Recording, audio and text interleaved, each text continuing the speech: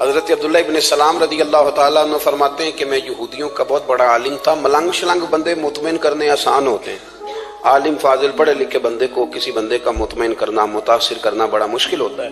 آپ فرماتے ہیں میں نبی کریم علیہ السلام کی بارگاہ میں پہلے دن گیا میں بحث کے ارادے سے، مناظرے کے ارادے سے، چونکہ یہودیوں کا عالم تھا. حضور اونٹنی پر تشریف فرما تھے. او یارو، محنت کر کے جو میک اپ کر کے چہرہ بنایا جاتا ہے اس کے اندر حسن تو کئی دفعہ ہوتا ہے پر جاذبیت نہیں ہوتی. لیکن جس بابے نے کبھی میک اپ نہ کیا ہو لیکن وضو ذرا طریقے سے کرے روز، تو رنگ گورا نہ بھی ہو تو لوگ کئی دفعہ یہ نہیں کہتے رنگ گورا ہے، بلکہ لوگ کہتے ہیں چہرہ نورانی ہے. اب میں اس پر میں کچھ کلام کر سکتا ہوں کہ گورے اور نورانی چہرے میں بھی فرق ہوتا ہے. کچھ چہرے گورے ہوتے ہیں پر نورانی نہیں ہوتے، کچھ گورے نہیں ہوتے پر نورانی بڑے ہوتے.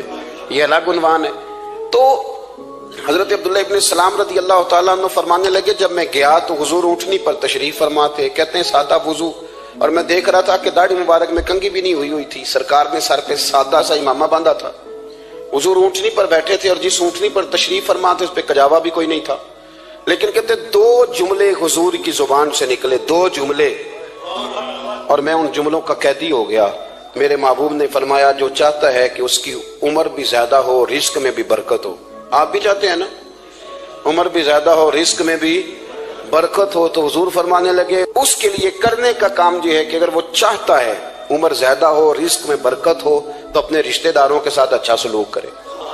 یہ حدیث اگرچہ اپنے انہی الفاظ کے ساتھ مشکات میں موجود ہے، لیکن وہاں حضرت عبداللہ ابن سلام رضی اللہ تعالیٰ عنہ کہتے ہیں کہ وہ کیا مٹھاس تھی لفظوں میں، جملے تھوڑے تھے، بات میں گہرائی بہت زیادہ تھی. میں آیا تھا بحث کرنے پر میں آگے بڑھا، حضور کا دست مبارک تھاما اور میں نے عرض کی یا رسول اللہ مجھے کلمہ پڑھا دے، میں مسلمان ہونا چاہتا ہوں. ہمارے ہاں لوگ سمجھتے ہیں کہ بہت زیادہ فلسفہ بیان کرنے والا شاید کوئی بڑا پڑھا لکھا بندہ ہوتا ہے.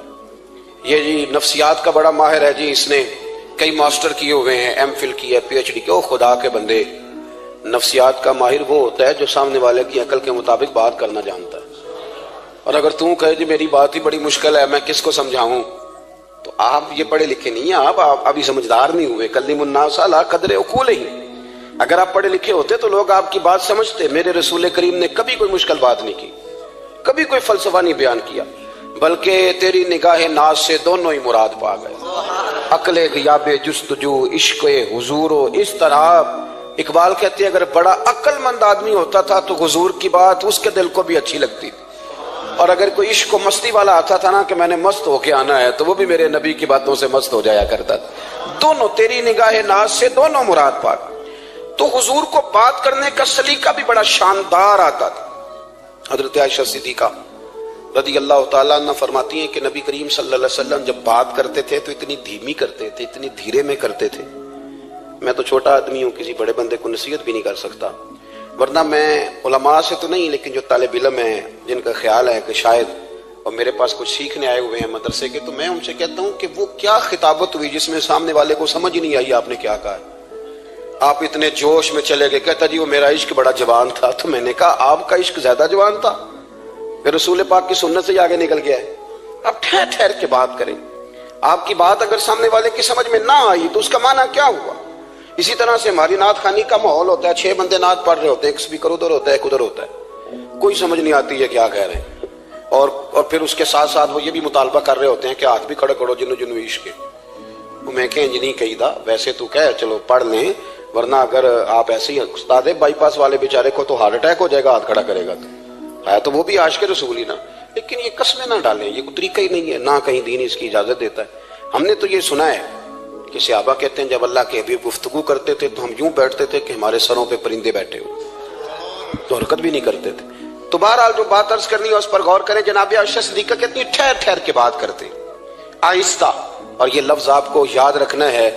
سیدہ عائشہ صدیقہ کہتی ہیں جب حضور گفتگو کرتے تھے نا تو اگر ہم نبی پاک کے الفاظ کو گننا چاہتے تھے تو گن بھی سکتے تھے، گننا چاہتے تو گن بھی.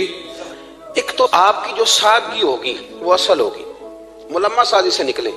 پہلے ہماری شادیوں پہ دلہا اور دلہن جاتے تھے بیوٹی پارلر، اب سارا خاندان جاتا ہے. اس میں حسن نہیں ہوتا، اس میں بے وقت ہو جاتا ہے آدمی. آپ کو جو رب کریم نے بنایا ہے اس سے زیادہ شاندار آپ کو کوئی بنا سکتا ہے؟ الذی خلقک فسواک فعدلک فی ای صورت ما شاء رکبک، اللہ فرماتے ہیں جو میں نے تیرا چہرہ بنایا ہے نا یہ میری چاہت ہے، میں نے جیسا چاہا ہے تجھے بنایا ہے، تو مجھے تجھے وہ چہرہ پسند کیوں نہیں جو میرے رب نے بنایا ہے؟ یہ چاہت ہے الذی خلقک کا، جس نے تمہیں پیدا کیا، فسواک فعدلک، پھر ہموار کیا، پھر برابر کیا، اور فی ای صورت ما شاء رکبک، پھر جس صورت میں اس نے چاہا تجھے ترکیب کیا۔ تو پہلی بات، اور دوسری بات گفتگو کریں تو ذرا تھوڑا سا نا موقع دے کسی اور، کچھ لوگ ایسے ہوتے ہیں جن کے پاس آپ بیٹھے ہیں تو بس وہی بولیں گے، آپ نہیں بول سکتے، اب وہی بات کریں، گفتگو کریں، معنی خیز کریں، اتنی باتیں نہ کریں کہ پھر آپ رہ جائیں، کم بات کریں، اور جتنی کریں وہ وزنی کریں تاکہ آپ کی بات کا ایک خاص حجم ہو، ایک وقار ہو۔ اللہ کے محبوب بات کرتے تو اس بات کے اندر وزن ہوتا، وقار ہوتا۔ ہمارے صاحب رحمۃ اللہ علیہ ہمیں اکثر حکم دیتے تھے تقریر تھوڑی کرنا، نعت کے 2-3 شعر پڑھنا، تو میں نے ایک دن عرض کی حضور کیوں؟ فرمانے لگے اللہ رسول کی بات کو بے وقت نہ کر دینا کہ لوگ سننا نہ چاہیں اور تم جبرن سناؤ، فرمایا رنگ اس طرح کا ہونا چاہیے کہ لوگوں میں دلچسپی ابھی ہو اور بات ختم ہو جائے، اس کو بے وقت کر دینا ہے کہ زبردستی آپ تو اچھی گفتگو کریں، معنی خیز سنیں۔ ایک حدیث پاک حضرت ابو بردہ رضی اللہ تعالیٰ ایک صحابی ہیں، البدایہ والنہایہ میں روایت آپ کو ملے گی، وہ کہتا ہے میرا اپنی بیوی سے اختلاف ہو گیا۔ بیوی سے جب بندہ راضی ہوتا ہے تو بڑا ہی راضی ہوتا ہے، پھر وہ کہتا ہے کہ جیسی میری ہے ویسی کسی کی بھی نہیں، اور جب ہوتا ہے نا ناراض تو پھر وہ منگنی سے کہانی شروع کرتا ہے کہ جب میری منگنی ہوئی تھی تو تیرے چاچے نے مجھے گورا تھا، اور پھر وہ دن جب رکھے تھے اس دن جو کام ہوا تھا اس کا بھی ذکر، اب اختلاف جو ہو گیا، اور جب آپ کسی سے ناراض ہوتے ہیں پھر اس کی خامیاں ساری سامنے آ جاتی ہیں، پھر وہ کہتا ہے شادی والے دن تیرے ابے نے صحیح سلوک نہیں کیا، یہ جو مجھے کپڑے دیے تھے جو کو پہننے والے تو نہیں نا، تو میری اماں، اب اختلاف ہو گیا۔ اب ہم کیا کرتے ہیں، جو قریب والے لوگ ہوتے ہیں وہ اس پر تھوڑا تیل اور ڈالتے ہیں، وہ کہتے ہیں نہیں تینوں تو پتہ ہی نہیں، مجھے تین بڑیاں گلاں دا پتہ ہی نہیں، تو تے شادی تو 15 دن بعد سعودی عرب ٹر گیا سا، ساڈے کولوں سن کہانیاں، ہم تمہیں بتاتے ہیں تاکہ تباہی اور اترے۔ اس طرح نہ کریں، آپ ایک آدھ بات کہہ کے چلے جاتے ہیں، ان بیچاروں نے اکٹھے رہنا ہوتا ہے، ان کی زندگی دوزخ بنی رہتی، ان کو قریب کریں۔ اللہ کے رسول تو کسی کا نکاح کرتے تھے تو میاں بیوی کے درمیان محبت کی دعا فرماتے تھے، تو وہ صحابی آئے تو اپنی بیوی سے ناراض تھے تو انہوں نے اب بات شروع کر دی، کہنے لگے یہ بھی کرتی ہے، یہ بھی کرتی ہے، یہ بھی کرتی ہے، یہ بھی غلطی ہے، یہ بھی غلطی ہے، یہ بھی کوتاہی ہے، بڑی باتیں سنائیں۔ اللہ نے کان کتنے دیے اور زبان، اس کا مطلب ہے سنگل بولنا چاہیے اور ڈبل سننا چاہیے۔ اب جتنا بولتے ہیں اس سے ڈبل سننے کا مزاج بنائیں، کیونکہ کان اللہ نے 2 دی اور زبان سنگل بولیں اور ڈبل سنیں۔ حضور سنتے رہے، بلکہ حضرت ابو بردہ رضی اللہ تعالیٰ عنہ کہتے ہیں میرے محبوب نے نا تکیہ منگا لیا، ٹیک لگا لی۔ کئی لوگ کہتے ہیں نا جی ڈاکٹر نے میری بات تو پوری سنی کوئی نہیں، تو جب تک پوری سنی نہ جائے بعض بندوں کو تسلی نہیں ہوتی، پورا وقت دیا۔ وہ کہتے ہیں جتنا میرے اندر غبار تھا سارا میں نے نکالا اور میں نے ثابت کر دیا کہ میری بیوی میں یہ بھی کمزوری ہے، یہ بھی کمزوری ہے، یہ بھی کمزوری ہے۔ کہتے ہیں جب میں تھک گیا نا باتیں کر کر کے اور باتیں ختم ہو گئی تو حضور ہلکا سا مسکرائے، پھر پہلی نظر ہی لوٹ لے ماہی تیرے ہار شنگاراں، کہتے ہیں حضور ہلکا سا مسکرائے زیر لب اور فرمانے لگے کہ تیری بات ختم ہو گئی ہے تو ایک میں بھی کر لوں۔ تو نبی کریم صلی اللہ تعالی علیہ وسلم فرمانے لگے صرف ایک بات کا جواب دے، صرف ایک، تیرے آگے ہیں یوں دبے لچے فصحا عرب کے بڑے بڑے، کوئی جانے منہ میں زبان نہیں بلکہ جسم میں جان نہیں۔ حضور فرمانے لگے یہ بتا کہ تیری بیوی میں ساریاں خامیاں ہی ہیں کہ کوئی خوبی بھی ہے؟ بھائی اتنا جواب دے دے، زیادہ لمبی چوڑی بات نہیں، تیری بیوی میں ساریاں خامیاں ہیں۔ اللہ جو بندے بناتا ہے نا تو ایسا کوئی بندہ رب کریم نے نہیں بنایا جس کے اندر اللہ نے کوئی خوبی نہ رکھی ہو۔ یہ الگ بات ہے کہ ہماری اپنی اینک پر مٹی پڑی ہوتی ہے اور ہم سامنے والے کا چہرہ صاف کرتے رہتے ہیں، اپنی اینک نہیں صاف کرتے۔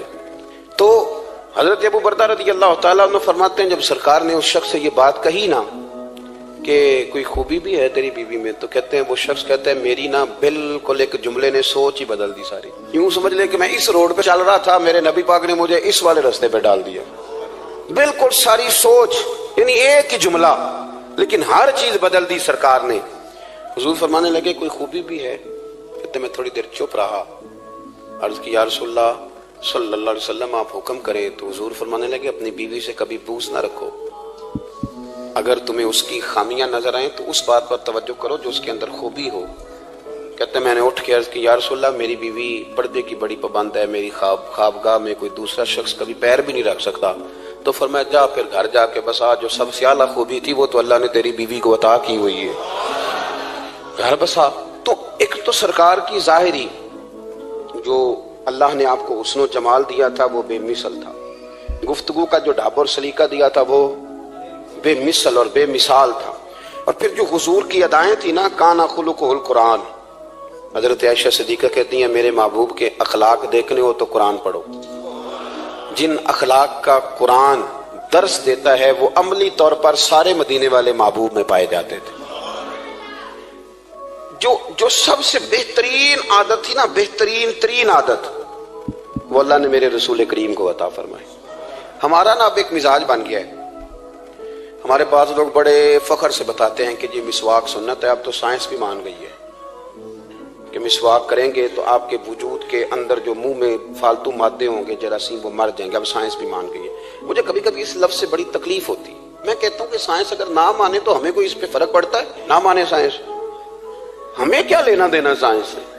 سائنس تو کبھی کچھ کہتی ہے پھر کبھی کچھ اور کہنے لگ جاتی ہے، سائنس کا کیا ہے؟ سائنس کو منوانا ہماری ڈیوٹی۔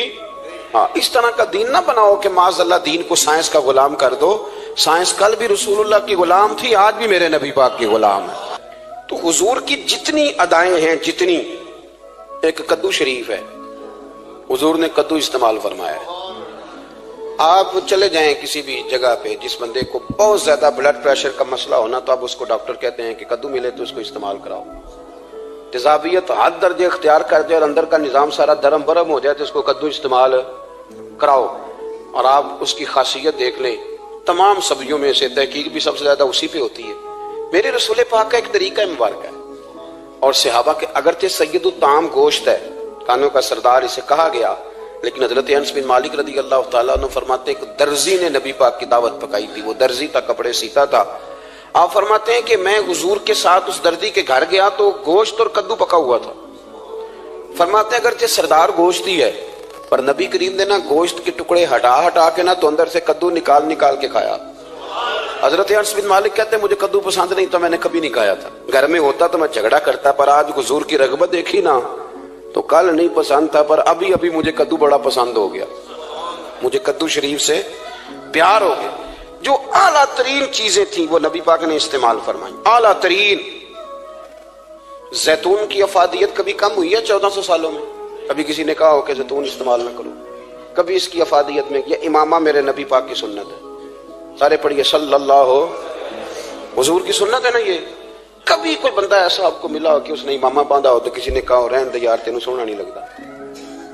بندے سارے سونے دے نہیں نہ ہوندے، میری بات کی سمجھ آ رہی ہے؟ لیکن امامہ کبھی کوئی آپ کو ملے گا ہی نہیں کہ اس بندے کے مزاج کے ساتھ یہ فٹ، یا اس کے چہرے کے ساتھ یہ فٹ۔ اینک آپ لے لیں بازار سے، چھوٹی بھی ملتی ہے بڑی بھی ملتی ہے، کچھ لوگوں کے چہرے پہ کچھ چیزیں نہیں سیٹ ہوتی، فٹ نہیں ہوتی، لیکن یہ سرکار کی چونکہ سنت ہے، اور اس کا اعزاز یہ ہے کہ نبی پاک نے فرمایا جمعے والے دن امامہ باندھ کے آیا کرو، جمعے والے دن امامہ باندھ کے آیا کرو۔ جو لوگ جمعے والے دن امامہ باندھ کے آتے ہیں اللہ کے فرشتے ان پر درود بھیجتے ہیں،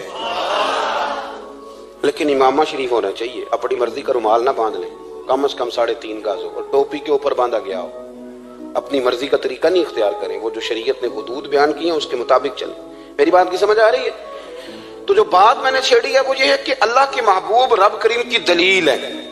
جتنا کائنات کے اندر حسن کوئی بندہ تلاش کرنا چاہے گا وہ مجبور ہو جائے گا اور اسے دروازہ رسول پہ جانا ہی پڑے گا۔